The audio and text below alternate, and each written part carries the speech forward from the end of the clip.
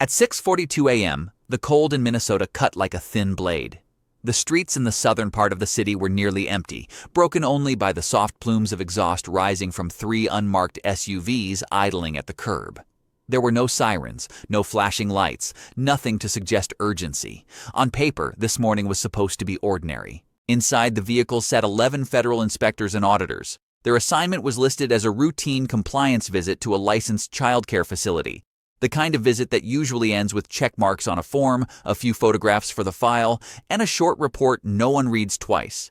A task designed to be forgettable. The center was operated by a middle-aged director whose record raised no alarms. According to state databases, she managed multiple childcare sites across the Twin Cities. Her enrollment numbers were impressive, hundreds of children each day.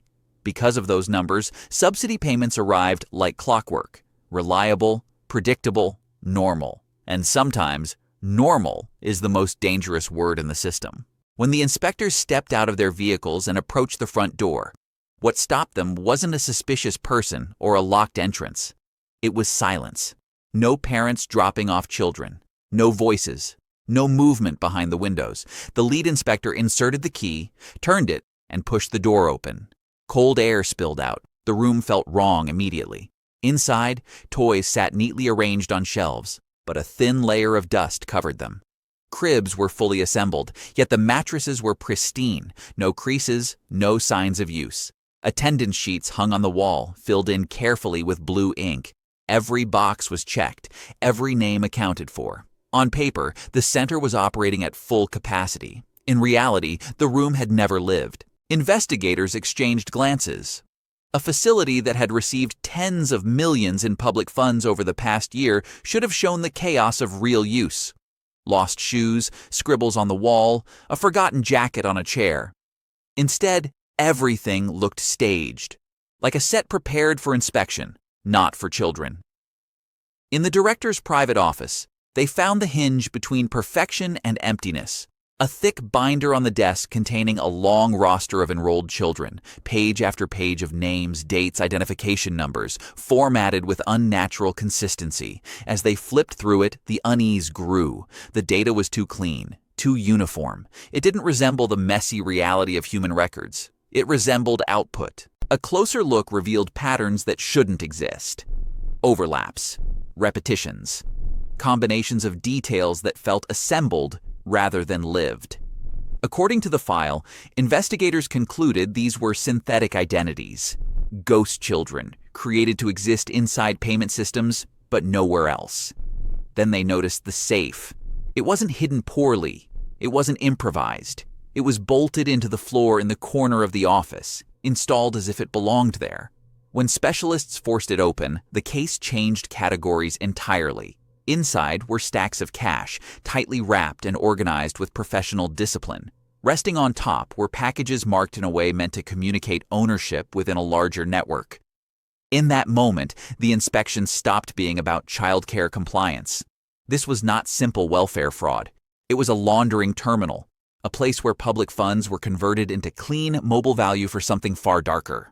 What makes schemes like this truly dangerous is not just the money lost, it's how easily they blend into systems designed for speed and compassion. Programs built to deliver help quickly can be exploited when repetition is mistaken for reliability and paperwork becomes a substitute for verification.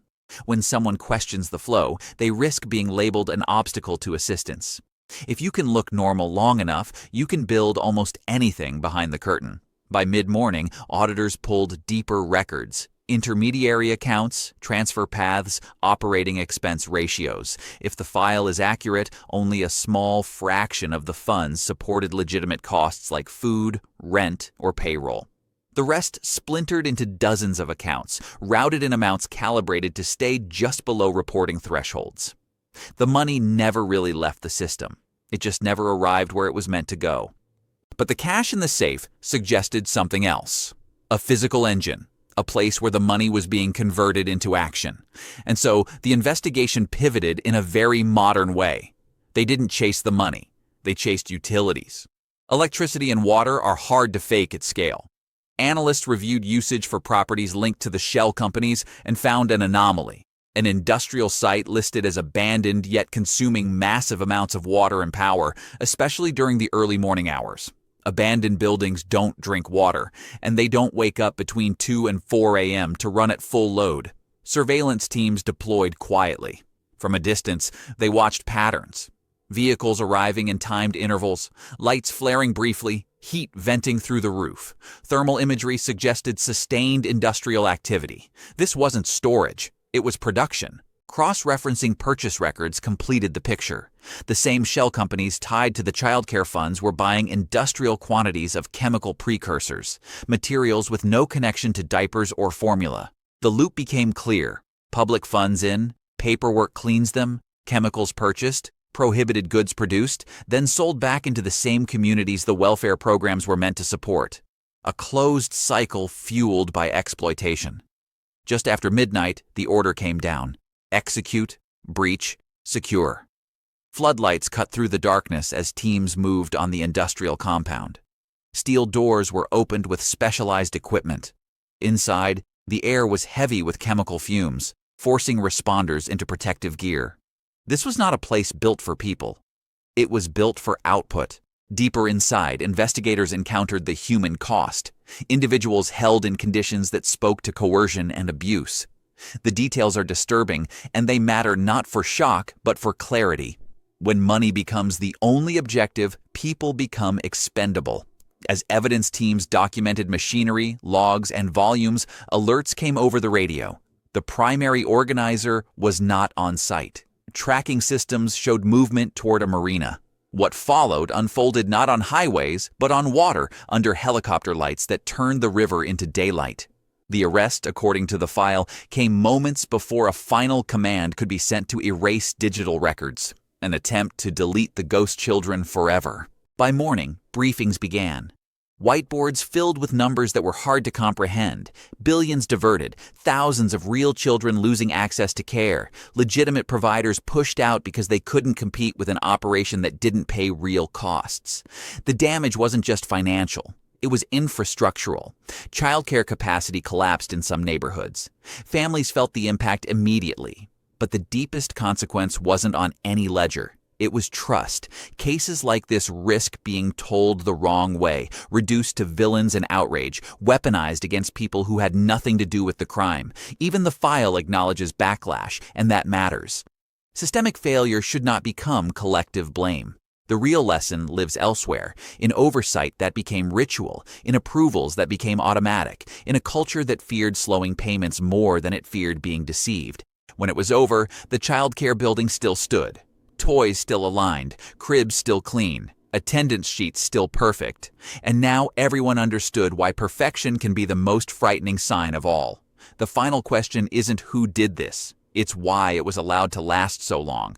Because systems designed for speed can forget to verify. Because repetition can look like stability. Because responsibility can diffuse until no one feels accountable. And because the most dangerous threats don't always look like criminals. Sometimes they look like compliance. Sometimes they file every form. Sometimes they pass every inspection. And sometimes they steal the future quietly, right up until a 6:42 a.m. visit turns into a storm.